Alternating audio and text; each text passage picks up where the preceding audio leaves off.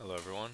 We have a game with the black pieces on our speed run against Frad, rated 1228. Let's see how the Pirc's defense holds up against the 1200 Lichess. So he brings both of his knights out, and we get to fiend our dark squared bishop. He throws in this check, which is bad for white and good for black, because it gives us a free c6, free b5, and if he goes back, which is the most natural looking move, it allows b4, winning the pawn. So he sees that. Nice spot. But now he's blocking his own diagonal for his bishop. So we like to see that. Now I'll feign Keto and continue what I was going to do before he threw in the bad move bishop b5. Check. So he castles, we castle. We're good to go. We've already started our expansion on the queen side. Everything looks really nice. He now pushes in the center. We don't want to take with the pawn and ruin our structure for no reason. Instead, we can go forward or back and hit the pawn a third time. It goes from being hit once to being hit 3 times. I feel like this is just more reasonable, out of the way, and also looks at hunting the bishop. So he plays the pawn to the side, knowing that if I play a6 and he takes, I can't take because my rook will hang. So it makes sense. We also don't want to take and open his rook. So let's push past, and it comes for free because of the knight.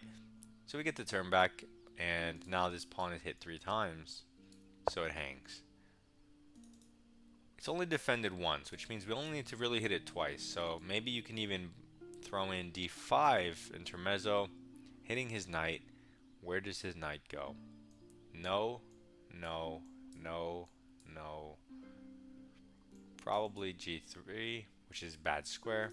And then after he moves his knight to a bad square, we can then take the pawn with the knight. We can also take it immediately with the knight. But I feel like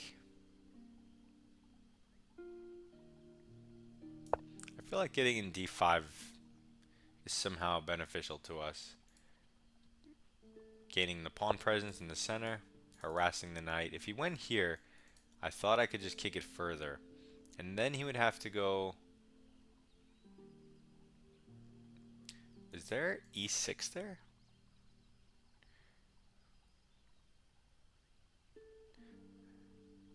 e6, knight e5, knight takes, pawn takes, pawn takes. Yeah, rook takes, knight takes. Interesting. I mean, that's interesting. I could always just do it afterwards. Let me just take the pawn first, so I don't have to worry or calculate e6 stuff.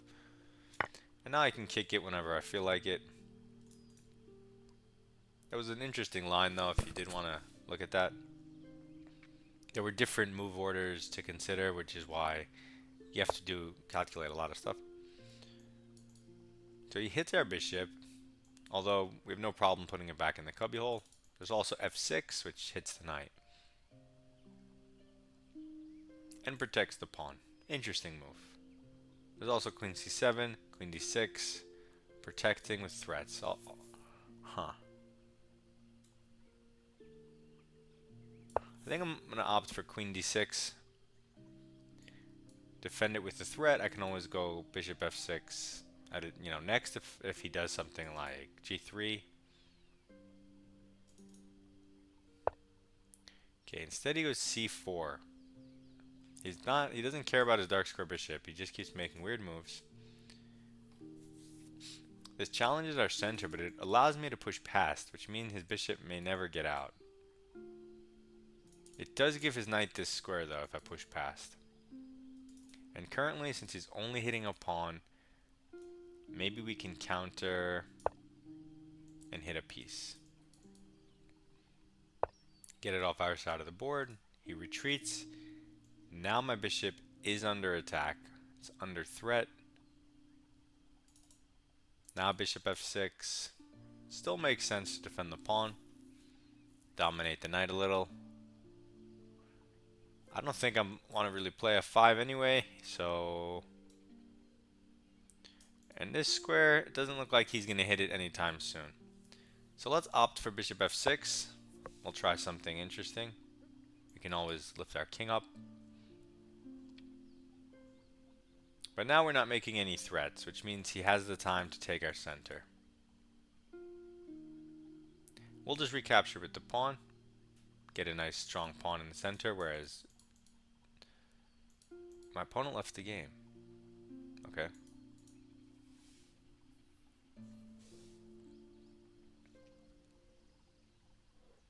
Okay. Come on, Franjacek. And I have to wait 55 seconds. Can I just force the draw? Yeah, I can. I have to wait 50 seconds to even do a draw. I can't do an immediate draw option. Even though he's not here, he can't accept my draw. So why should I have to wait? Oh, he came back. Oh, I wasn't expecting him to come back. And he accepted the draw. No. No. Oh my god. This bum, he tricked me. I didn't think he was coming back because he took so long. Oh man. That was a good game too. We were minus 1.4 at the end. Okay, but I guess since that was a short game, instead of analyzing it, we were in a better position. We'll just try to fit in another one. So let's try to get a Ruy Lopez.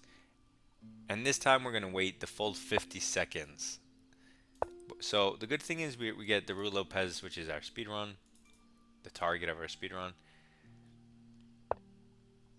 And we're trying to play it based on just move by move. No theory. Because I don't know any. So he opens his bishop, defends his pawn. Okay. Castling seems reasonable. Developing the rook. He's now attacking my central pawn. I think I can go rook e1. Defend, develop at the same time. And I like white's position. Oftentimes they want to pin the knight. In this case, he's breaking his own pin, freeing the knight. I'll play c3, preparing a d4 push. He hits the bishop. I don't want to necessarily trade, so let's bring it back. And when he kicks us, we can bring it back to c2, supporting our center for the push.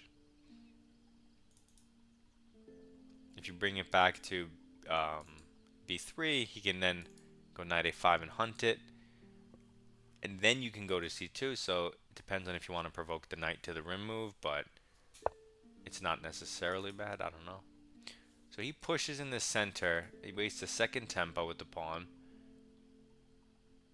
instead of developing a piece. What does this threaten? My pawn. What's the drawback? It undefends the central pawn. So don't I win material here?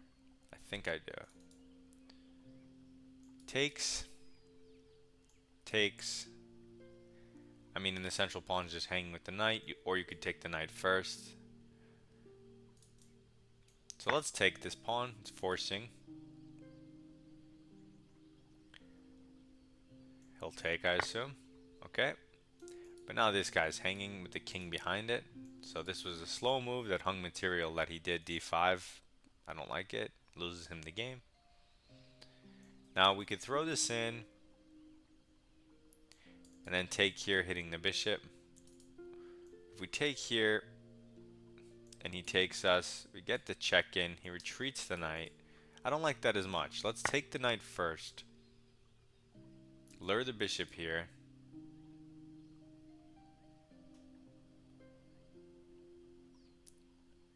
Because whatever move he makes after knight takes pawn, he's going to have to address the e-file. So he doesn't have time to address the fact that we can take his bishop and ruin his structure. Because the bishop can't, let's say retreat to e7, saving the bishop and blocking. They can't do that. So if you play a move like knight back, then I could take the bishop. Bishop out, I could take the bishop. If you do anything with the bishop, yeah, then you get hit on the e-file. So he does this. Now well, it is a good attacking piece. Can we make maybe something like queen here? He just castles. Takes. Queen here, g6. Queen f3. King over. Yeah, I'm not developed. All my pieces are still at home. The game just started. So let's ruin his structure. So even if we weren't up a pawn, which we are up a pawn, we have our win condition in the form of structural weakness on the queen side. And now we can just play a normal game. Put our pawn in the center. Develop. Okay, he castles. Let's get our slow moving piece to the square it belongs. Make believe it was a king's knight going to its most natural square. King's knight. A knight on f3 is so much more important than a knight on c3 because it defends the king.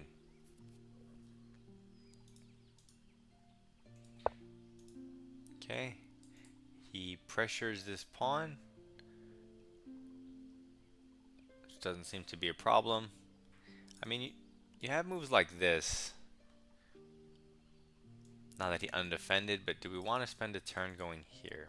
I guess he could defend, but then we can kick it out. So if we go here, and he just, let's say, develops and gives us the pawn, then let's say it's our queen and we go back somewhere. Is there any compensation there for him? Probably not. I think I'm too solid, so let's do it.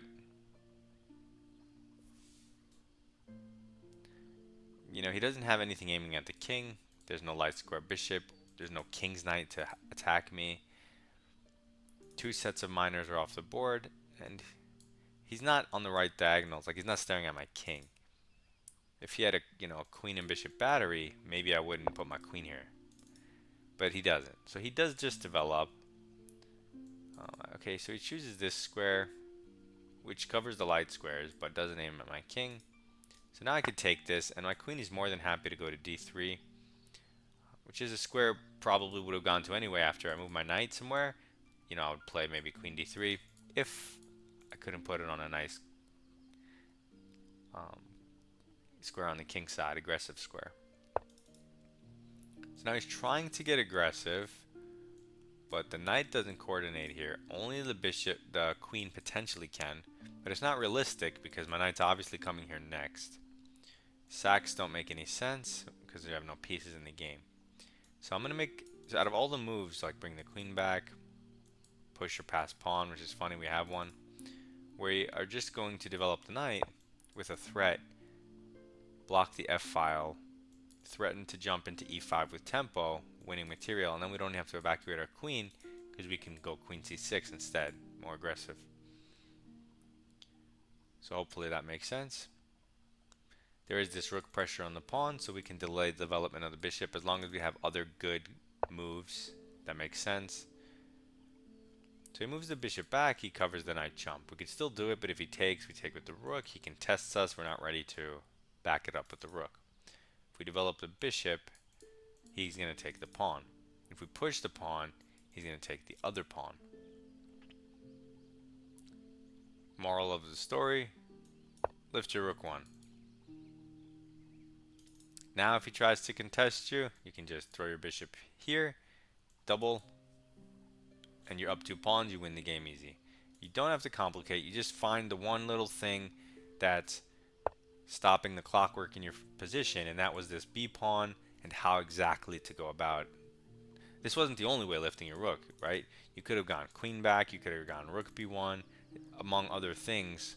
But this is just a simple. We want to double anyway, so we might as well lift it in advance. So now he's hitting our queen, which takes away the future coordination here, but we want to really go here anyway, keeping in mind this is not a thing.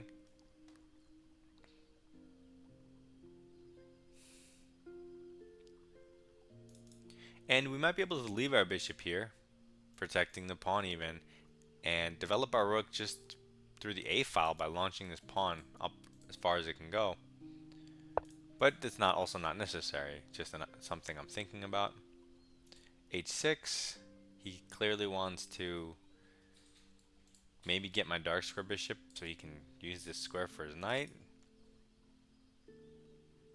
I can immediately tempt him to, like, what's my knight doing here? It's doing good, like, it's nice here, but debatable. Like, I don't really feel like developing my bishop, you know what I mean? So there is also this pawn. There's so many different moves you can do. You could even push it one so you can kick the knight, but that weakens my center. I'd rather leave these pawns. If I get it here and he hits it with two rooks, how vulnerable is it?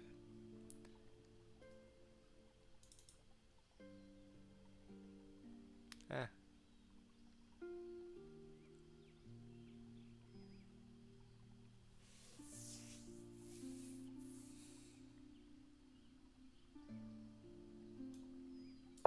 Okay, I'm going to jump my knight in the center. It seems like one of the only moves that I know I'm going to play in the future anyway. I suppose I know I'm going to play a4, a5, but in an endgame that's just obviously winning. The sooner you do it, the more risky it is for you. You know that you might lose that pawn if you can't defend it adequately. So we'll just do this with the rook. He's not even double stacked at this point. Like, their rooks aren't connected, so I don't really see what he can do. His knight's dominated by my bishop. And once I put it here, my bishop here, it's a nice little square to sit.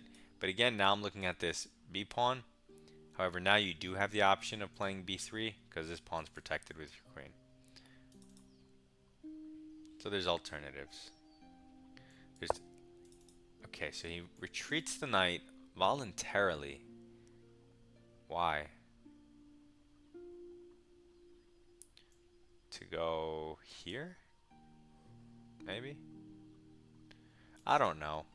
I don't understand this guy. There's also this alignment, which is weird. There's this outpost, which is interesting, but if he puts his knight back, my work's kind of trapped, and then I have to weaken my structure. If I take this pawn and he takes, his king is super open. But yeah, he always has the knight here move, so.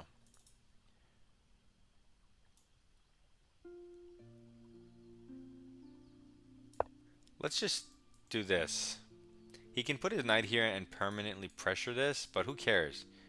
Because that's the only thing that will ever touch it, and my bishop permanently defends it.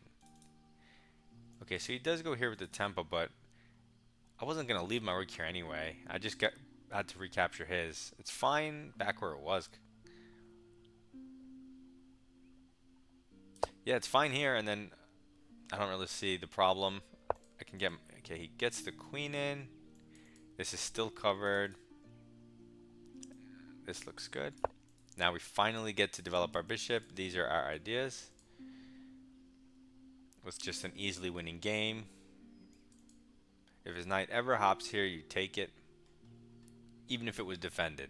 Like, obviously it's hanging, but even if it wasn't hanging, you take it.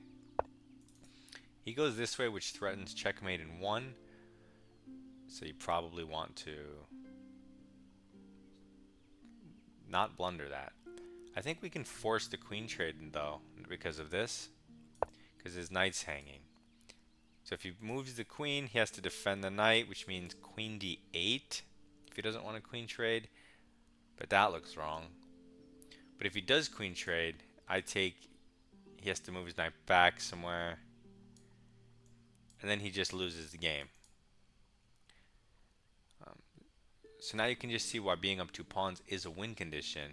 You just win the game. You see, I go here forcing kind of the queen trade, bullying him, and he can't do what he wants. He has no choice because he has to do it, and then if he does it, he loses. If he doesn't do it, he loses because we're up 2 pawns. And without a queen, how's he going to take advantage of all of my light square weaknesses? So he does find queen d8, I mean, which is nice, but now your knight's offside, your queen went back, and I got to get centralized for free. Really bad stuff. If my rook was already like here, I'd probably just sack. Actually, no, it doesn't work. The knight always goes to g6. That's annoying.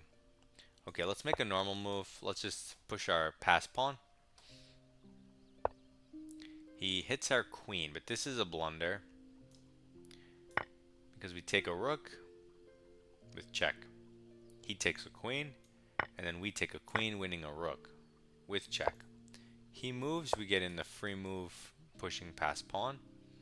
We control the only open file, and our back rank is protected, so there's no potential tactics or anything. We keep pushing because it's for free due to his moves. We push again because we're threatening to queen. You can also kick the rook for fun.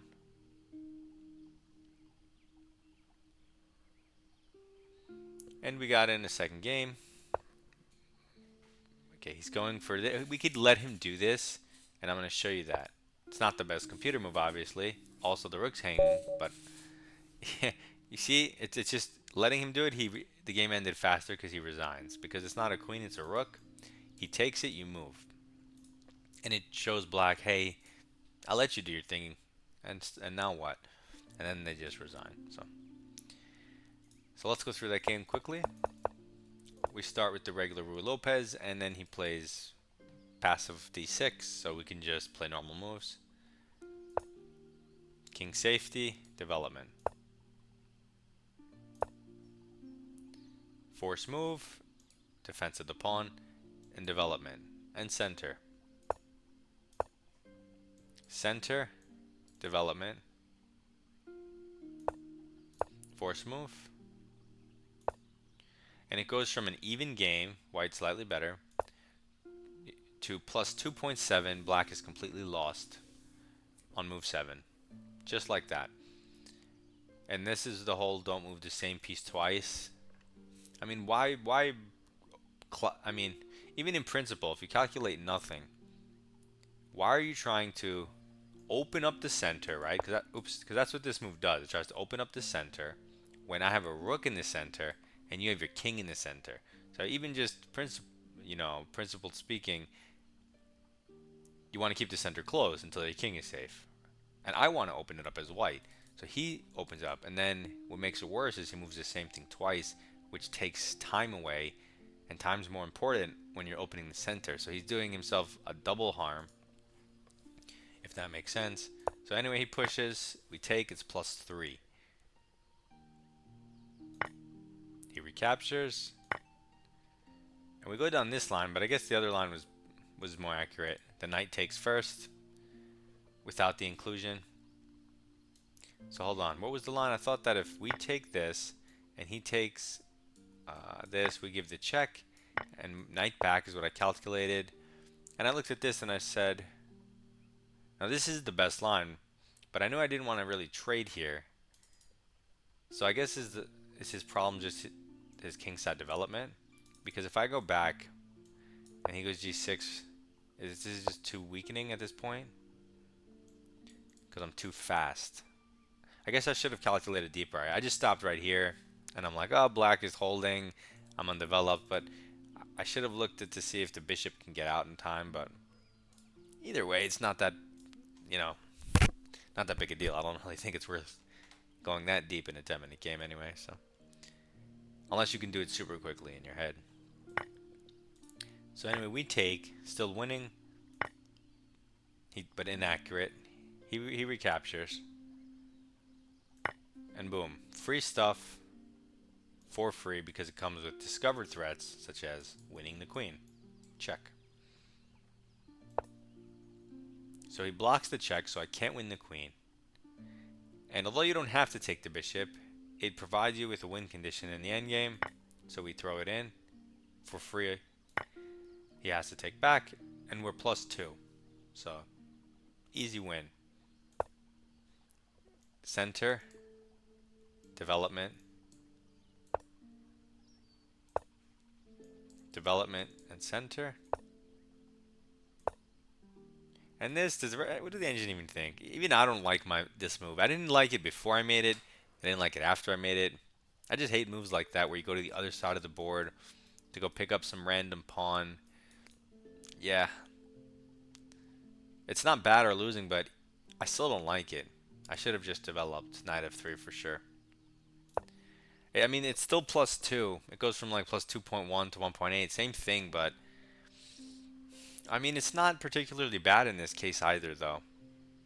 Because I deemed that he had no way to exploit me doing this. So as much as I get like that feeling of, this is kind of ugly to do, it's also perfectly fine to do in this specific position. So I guess we'll take it. I did look to see how ugly it was before I made it, so we'll take it. And we take the free pawn, although you don't have to. You can keep developing. That pawn's not going anywhere. Free stuff. And now we finally get the knight where it belongs. For free, development center for free, +3.4. And look at that. The engine says just leave everything where it is and just push the passed pawn.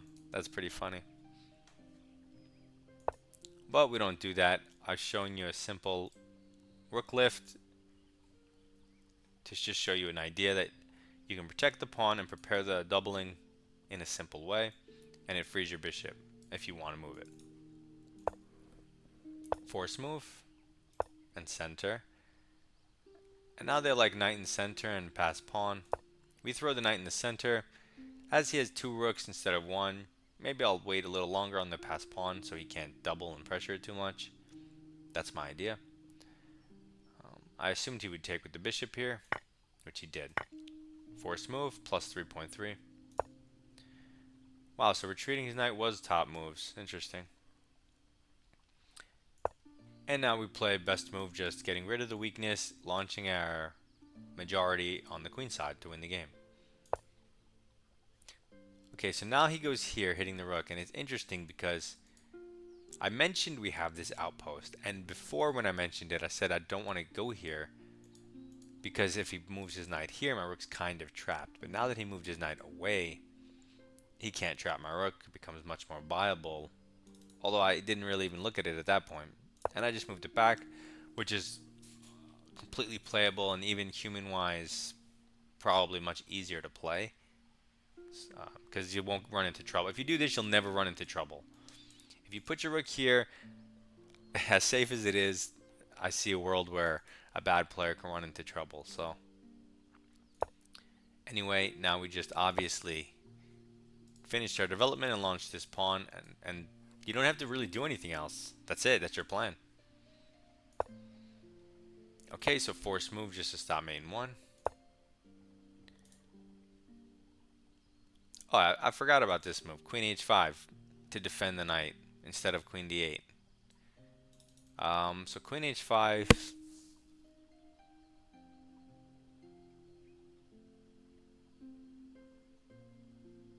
Still looks really bad.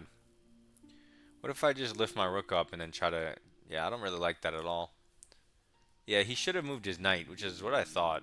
Or queen trade, even. Now we just launch our majority. Keep it simple. Then he blunders. We immediately take because of tactics. We push our passed pawn. And the game is over. So, sorry for the long video. Good luck in your chess. Goodbye.